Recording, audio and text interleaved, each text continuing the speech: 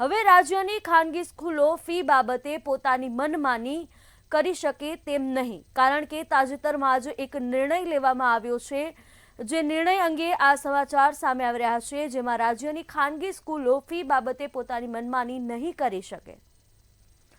તો રાજ્યમાં ખાનગી સ્કૂલો ફી બાબતે પોતાની મનમાની નહીં કરી શકે। તાજેતરમાં રાજ્ય સરકાર દ્વારા એક મોટો નિર્ણય લેવામાં આવ્યો છે, જેમાં અમદાવાદ સહિત સમગ્ર ગુજરાતની 5780 ખાનગી સ્કૂલોને નિયમિત ફી એફઆરસીની સત્તાવાર વેબસાઇટ ઉપર જાહેર કરી દેવામાં આવી છે। હવે કોઈ પણ ખાનગી સ્કૂલ ફીનો ઓર્ડર છુપાવી શકશે નહીં।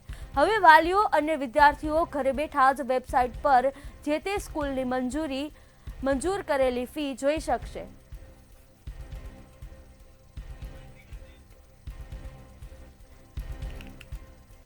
તો હવે ખાનગી શાળાઓ છે તે ફી છુપાવી નહીં શકે। રાજ્ય સરકાર દ્વારા એક મહત્વપૂર્ણ નિર્ણય લેવામાં આવ્યો છે, જેમાં ખાનગી સ્કૂલોને લઈને આ નિર્ણય લેવામાં આવ્યો છે।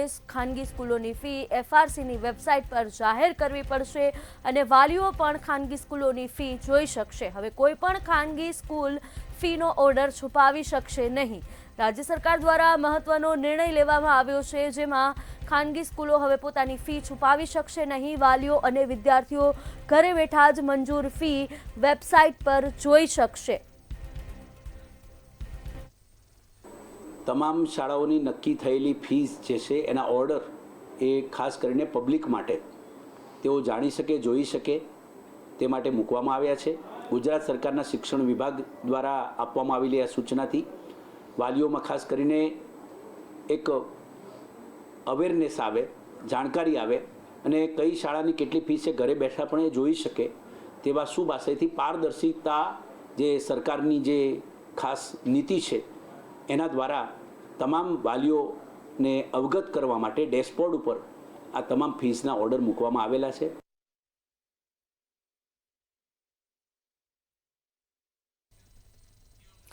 રાજકોટમાં અર્જુન જ્વેલર્સમાં કેશિયર તરીકે કામ કરતા શખ્સે ઠગાઈ આચર્યા હોવાનું સામે આવ્યું છે। શખ્સે ગ્રાહકને નફાની લાલચ આપી 1.99 કરોડની ઠગાઈ આચરી હતી। સમગ્ર મામલે વેપારીએ કેશિયર હિતેશ પરમાર વિરુદ્ધ ફરિયાદ નોંધાવી છે। ફરિયાદના આધારે પોલીસે કેશિયરને ઝડપી પાડવા તજવીજ હાથ ધરી છે। આરોપી ખોટા વાઉચર બનાવી ઉચાપત કરતા હોવાનું સામે આવ્યું છે।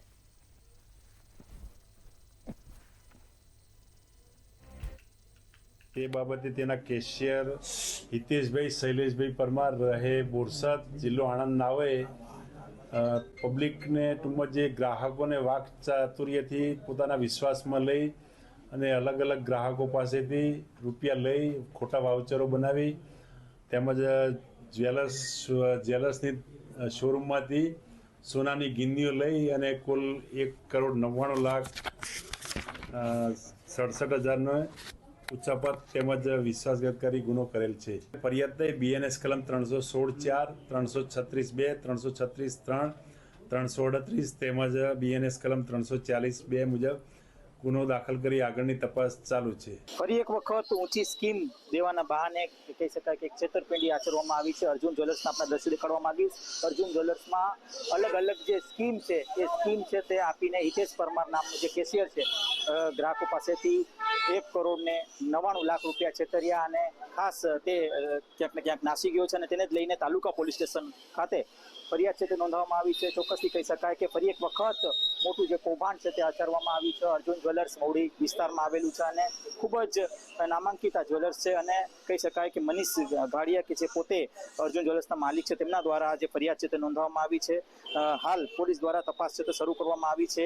આ જે કેશિયર છે ક્યાંક ને ક્યાંક લાંબા સમયથી અહીં નોકરી કરતો હતો અને જે લોકોને અલગ અલગ સ્કીમ આપીને કહી શકાય કે સોનામાં ઊંચું વળતર મળશે તે પ્રકારની અલગ અલગ સ્કીમ આપીને ક્યાંક ને ક્યાંક આ કૌભાંડ છે તે આચર્યું છે અને આ જ કૌભાંડને લઈને હાલ પોલીસ દ્વારા તપાસ શરૂ કરવામાં આવી છે। કેમેરા પર્સન લલિત વ્યાસ સાથે ધ્રુવ કુંડેલ, રાજકોટ। રાજકોટના ભૂતવડ ગામમાંથી પ્રતિબંધિત ચાઇનીઝ દોરીનો જથ્થો ઝડપાયો છે। પોલીસે ચાઇનીઝ દોરીના જથ્થા સાથે એક વ્યક્તિને પકડી પાડ્યો હતો। પ્રતિબંધિત ચાઇનીઝ દોરીના ફિરકીઓ સહિત 6,900નો મુદ્દામાલ જપ્ત કરીને આગળની કાર્યવાહી હાથ ધરી છે।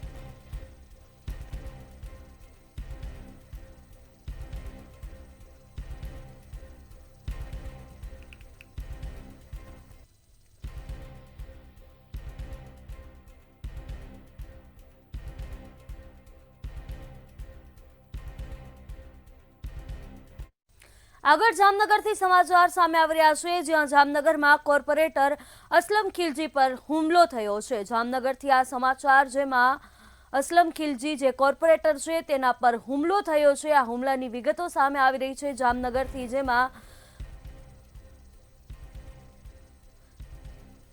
જામનગરમાં કોર્પોરેટર અસલમ ખિલજી પર હુમલો થયો છે. જામનગરમાં આ હુમલાનો બનાવ બન્યો છે, જેમાં કોર્પોરેટર પર હુમલો થયો હોવાની વિગતો સામે આવી રહી છે, જેમાં કોર્પોરેટર અસલમ ખિલજી પર હુમલો થયો છે.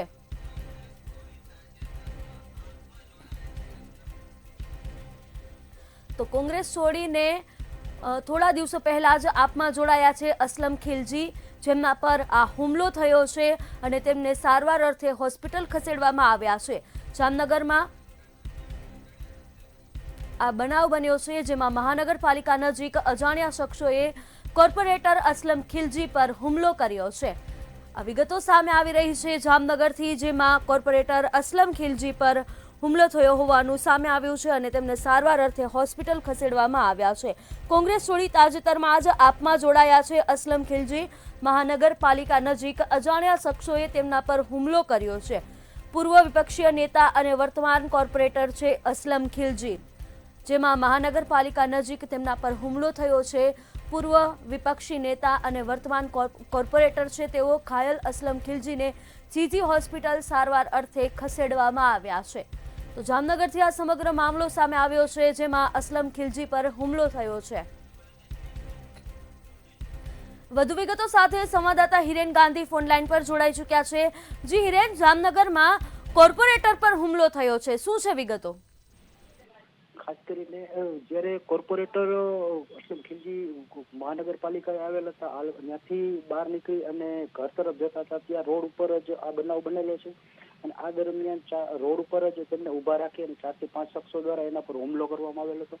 આ હુમલા બાદ તેમને જીજી હોસ્પિટલ ખાતે ખસેડવામાં આવેલા હતા. હાથ પગમાં ઇન્જરી હતી એવું માનવામાં આવતું હતું, પણ હાલ અત્યારના સમાચાર મુજબ એવું લાગે છે કે એને માથામાં પણ ઇન્જરી છે અને જીજી હોસ્પિટલમાં પ્રાથમિક સારવાર લીધા બાદ ખાનગી હોસ્પિટલમાં અત્યારે ખસેડવામાં આવેલ છે અને હાલ એમની સારવાર અને ઓપરેશનની તજવીજ ચાલુ છે અને ખૂબ લોકો મોટા ટોળાઓ હોસ્પિટલની બહાર પણ જોવા મળી રહ્યા છે અત્યારે. જી હિરેન, સમગ્ર માહિતી બદલ આભાર. તો આ જામનગરનો સમગ્ર બનાવ છે, જેમાં કોર્પોરેટર અસલમ ખિલજી પર હુમલો થયો છે અને તેમને હાથ પગ સહિત માથાના ભાગે ઈજાઓ થઈ છે. મહાનગરપાલિકા નજીક અજાણ્યા શખ્સોએ તેમના પર હુમલો કર્યો છે.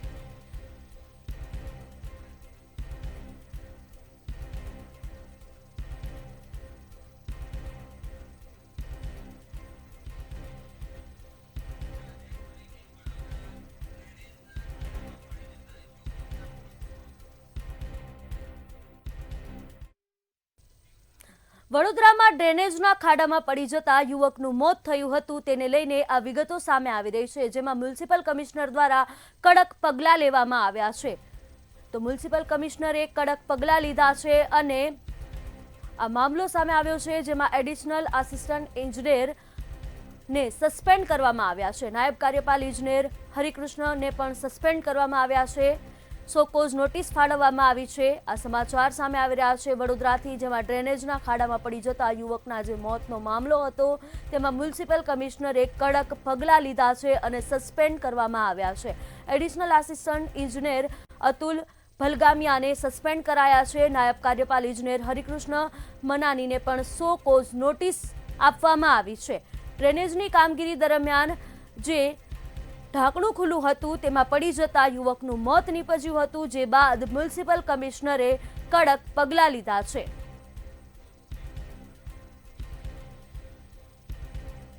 તો આ વિગતો સામે આવી રહી છે, જેમાં નાયબ કાર્યપાલ ઇજનેર હરિકૃષ્ણને સોકોઝ નોટિસ ફાળવવામાં આવી છે. ડ્રેનેજની કામગીરી દરમિયાન જે બેદરકારી દાખવી હતી તેને લઈને મ્યુનિસિપલ કમિશનરે કડક પગલાં લીધા છે. આ સમગ્ર ઘટનામાં નિવૃત્ત ડીવાયએસપીના પુત્રનું મોત નીપજ્યું છે અને જેને લઈને મ્યુનિસિપલ કમિશનરે કડક પગલાં લીધા છે. નાયબ કાર્યપાલ ઇજનેર હરિકૃષ્ણ મનાનીને સોકોઝ નોટિસ આપી છે. ડ્રેનેજની કામગીરી દરમિયાન બેરિકેટિંગ ન કરતા કાર્યવાહી કરાઈ છે. ડ્રેનેજના ખાડામાં પડી જતા યુવકનું જે મોત થયું હતું તેને લઈને મ્યુનિસિપલ કમિશનરે કડક પગલાં લીધા છે અને એડિશનલ આસિસ્ટન્ટ ઇજનેર અતુલ ભલગામિયાને સસ્પેન્ડ કરવામાં આવ્યા છે.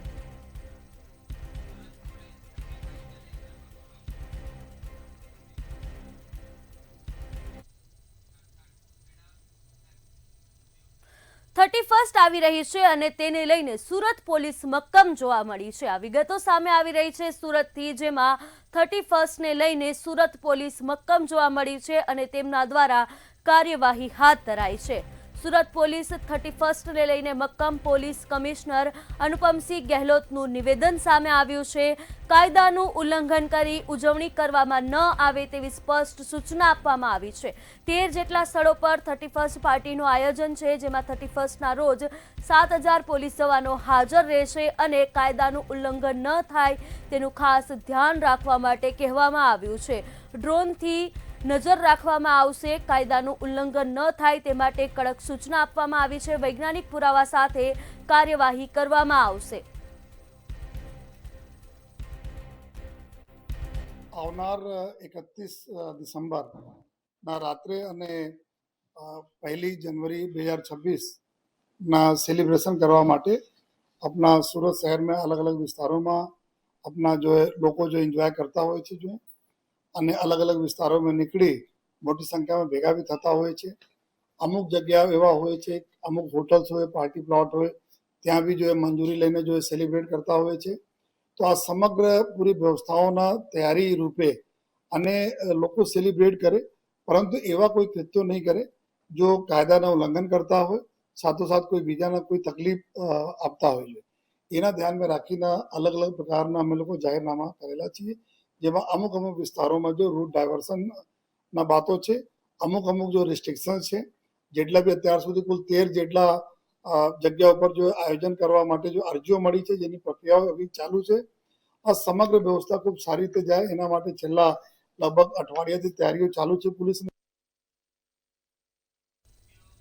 વડોદરાના સાવલી તાલુકાના મેવલી બ્રિજ પર આરએનબી વિભાગની ગંભીર બેદરકારી જોવા મળી છે.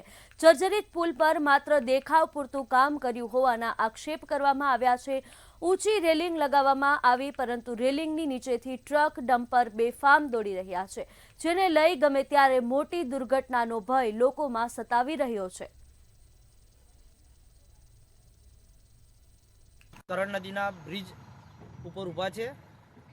અગાઉ અમે જણાવ્યું હતું કે બ્રિજ જર્જરિત હાલતમાં છે અને જે ઘટના ગંભીરમાં બની હતી એ બીજી વખત ના બને એના માટે અમે રજૂઆત બી કરી અને તંત્ર જાગ્યું. તંત્ર જાગ્યા બાદ એમને રેલિંગ બી મારી અને રેલિંગ મારી એવી કે જ્યાં નીચે રહીને હજુ બી એ જ પ્રકારના વાહનો પસાર થઈ રહ્યા છે. તો એનો મતલબ શું કે રેલિંગ મારી છે બરાબર એવું? આપણી માંગ શું છે? આપણી માંગ એવી છે કે કોઈનો જીવ ના જાય ને જીવને હાનિ ના પહોંચે. જે સ્થિતિ પહેલા બની હતી એ પછી બીજી વખત ના બને, બસ આ માંગ છે અમારી. મહેસાણાથી રાધનપુર હાઈવે ડીમાર્ટ સર્કલ સુધી 5 કિલોમીટર લાંબો છે અને આ હાઈવે પર આવેલી સોસાયટીના રહીશોએ મહેસાણા મનપાના વિકાસના કામ એવા આઇકોનિક રોડ સામે વાંધો ઉઠાવ્યો છે. મનપામાં સમાવેશ થયેલા 3 કિલોમીટર લાંબા રાધનપુર રોડ વિસ્તારમાં ભૂગર્ભ ગટર નથી, તેમજ વરસાદી પાણીના નિકાલની પણ વ્યવસ્થા નથી, જેને લઈ સોસાયટીના રહીશો સહિતના લોકોએ મનપામાં ઘસીને આક્રોશ ઠાલવ્યો છે. આઇકોન રોડ રાધનપુર રોડથી ડીમાર્ટ સર્કલ સુધી બનવાનું કામ શરૂ થઈ ગયેલું છે, પણ ત્યાંના રહીશોની એક માગણી અને વર્ષો જૂનો પ્રશ્ન, એકચ્યુઅલી એના અધિકારી તંત્રને પણ એ ખ્યાલ છે કે વરસાદી પાણીના અંદર કમર સુધી પાણી ભરાઈ જવું, ગટર લાઇનની વ્યવસ્થા ના હોવી, એના કારણે દર વરસાદે દર ચોમાસામાં તકલીફ પડતી હોય છે. સોસ કુવા ભરાઈ જવા, વારે ઘરે ટેન્કર મંગાવીને પાણી ખેંચાવું. આ ધ્યાન હોવા છતાં આઇકોન રોડ માટે અમે કમરપથથી આ બાજુ જે ગટર લાઇનનું કામ નથી એ વરસાદી પાણી અને ગંદા પાણીના ગટર લાઇનની કામ શરૂ કર્યા પછી જ આઇકોન રોડ બનાવવો એ રાધનપુર રોડના તમામ રહીશોની માગણી છે. એના અનુસંધાનમાં આજે અમે મહાનગરપાલિકાના કમિશનર સાહેબના આવેદનપત્ર આપવામાં આવ્યા છીએ. કમળપથથી લઈ અને ડીમાર્ટ ચોકડી સુધી જે વરસાદી લાઈન અને ગટર લાઈનની વ્યવસ્થા નથી, એટલે ઓજી વિસ્તારમાં પહેલા એ આવતો હતો, એટલે એના કારણે ત્યાં વ્યવસ્થા નથી. તો આઇકોનિક રોડનું જે કામ ચાલુ થયું છે એ આઇકોનિક રોડનું કામ એ બંધ કરી અને એની નીચે જે પહેલું કામ પ્રાથમિક માળખાકીય સુવિધાઓ જે જરૂર હોય એ માળખાકીય સુવિધા ઊભી થાય, એમાં પાણીનો પ્રશ્ન હોય, ગટરનો હોય, એ નીચેનું જે કામ બાકી હોય પછી જ આઇકોનિક રોડ પણ બનવો જોઈએ. એ પણ સરકાર, અમે કમિશનર સાહેબને આજે રાધનપુર રોડના તમામ આગેવાનો અને પ્રમુખ મંત્રીઓ સાથે અમે રજૂઆત કરવા માટે આવ્યા છીએ. જે પણ ગટર લાઈન આવવાની છે એ ટ્રંક રોડમાં આવવાની છે, એ આઇકોનિક રોડમાં નથી આવવાની. આઇકોનિક રોડમાં પહેલેથી જ આ ગટર લાઈન જ્યારે અંદર નખાય અને એને ઘરો સાથે જોડવાનું હોય તો દર 25 મીટરે અલગથી લાઈનની અને અલગથી ચેમ્બરની વ્યવસ્થા નું પ્રોવિઝન આઇકોનિકમાં રોડમાં કરેલું છે. એટલે આઇકોનિક રોડને આ બનવાથી કોઈ નુકસાન થવાનું નથી. ગટર લાઈન છે એ મેઇન રાધનપુર રોડ પર આવે. ભાવનગર જિલ્લાના ગારિયાધાર તાલુકાના નવાગામના મફતપરા વિસ્તારમાં લાંબા સમયથી મીઠા પાણીની ગંભીર સમસ્યા ઊભી થઈ છે. સ્થાનિકો પાણી જેવી મૂળભૂત સુવિધાથી વંચિત રહેતા ભારે હાલાકીનો સામનો કરી રહ્યા છે. સાથે જ વિસ્તારમાં બ્લોક ડ્રેનેજનું કામ પણ આજ દિન સુધી પૂર્ણ થયું નથી. આ બાબતે અગાઉ સરપંચ, મામલતદાર તથા ટીડીઓને અનેક વખત રજૂઆત કરવામાં આવી હોવા છતાં પણ કોઈ યોગ્ય ઉકેલ આવ્યો નથી. સમસ્યાના કાયમી ઉકેલ માટે તાત્કાલિક કાર્યવાહીની માંગ સ્થાનિક રહેવાસીઓ દ્વારા ઉઠાવવામાં આવી છે.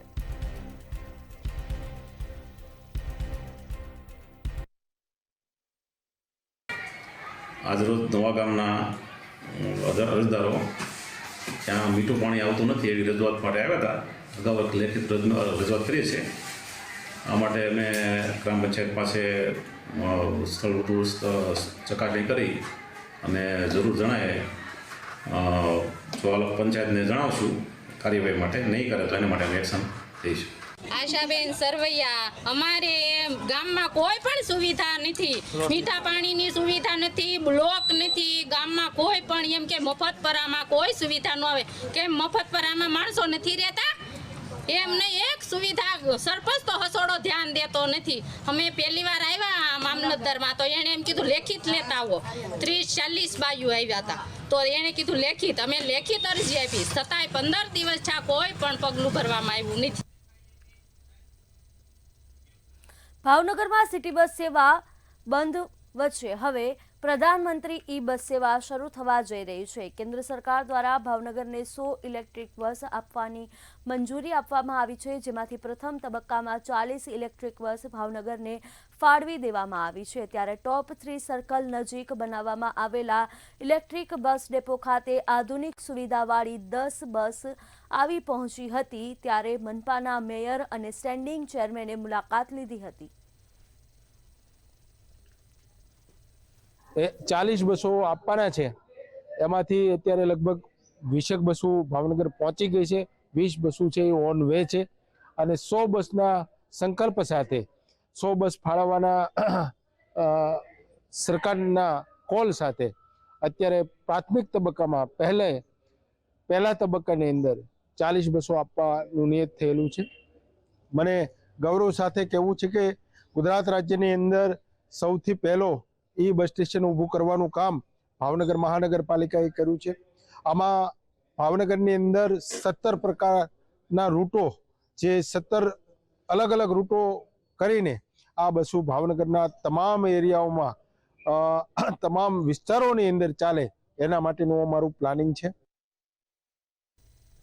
અમદાવાદ પોલીસ દ્વારા ટેકનોલોજી આધારિત વધુ એક પહેલ કરવામાં આવી છે. પોલીસ કમિશનર GS મલિકના હસ્તે પોલીસ રોલ કોલ અને મેનેજમેન્ટ સાથે જોડાયેલી પ્રમાણ એપ્લિકેશનનો શુભારંભ કરવામાં આવ્યો છે. સાથે જ સામાન્ય નાગરિકોની સમસ્યાઓના ઝડપી ઉકેલ માટે સંવાદ કેન્દ્રનું પણ લોકાર્પણ કરવામાં આવ્યું છે. આ કાર્યક્રમમાં પોલીસ વિભાગના વરિષ્ઠ અધિકારીઓ ઉપસ્થિત રહ્યા હતા.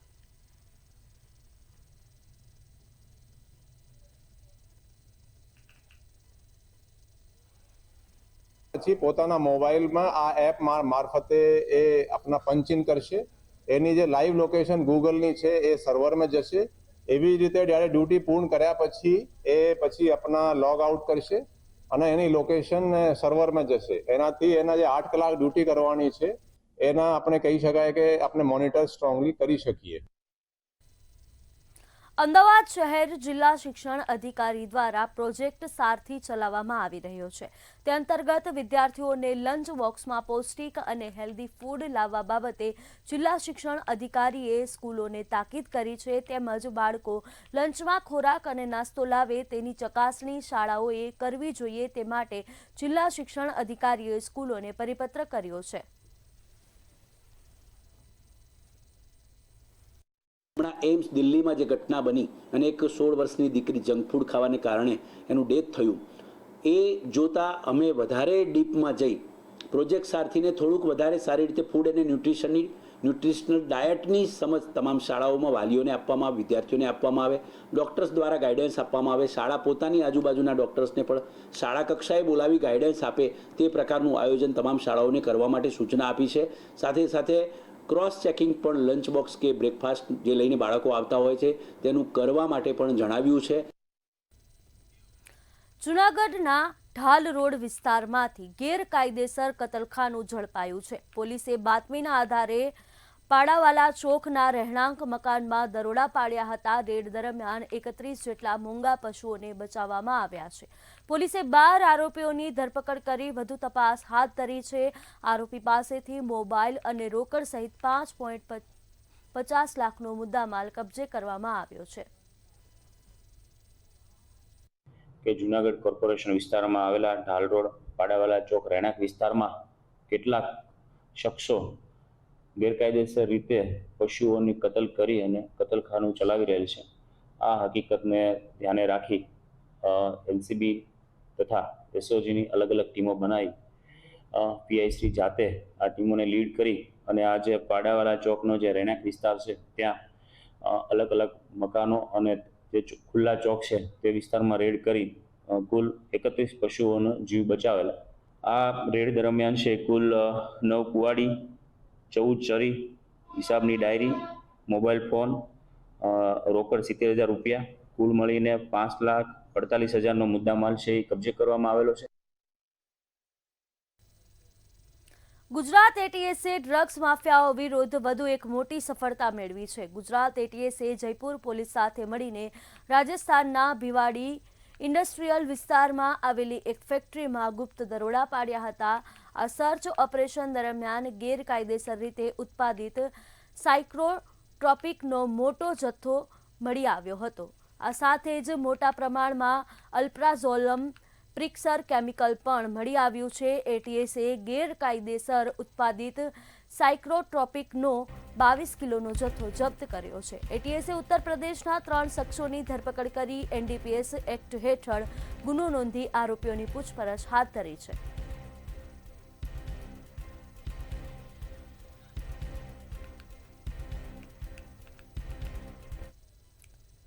ઉન્નાવ રેપ કેસમાં કોંગ્રેસ મહિલા પ્રમુખ ગીતા પટેલે હાઈકોર્ટના ચુકાદા પર સવાલ ઉઠાવ્યા છે.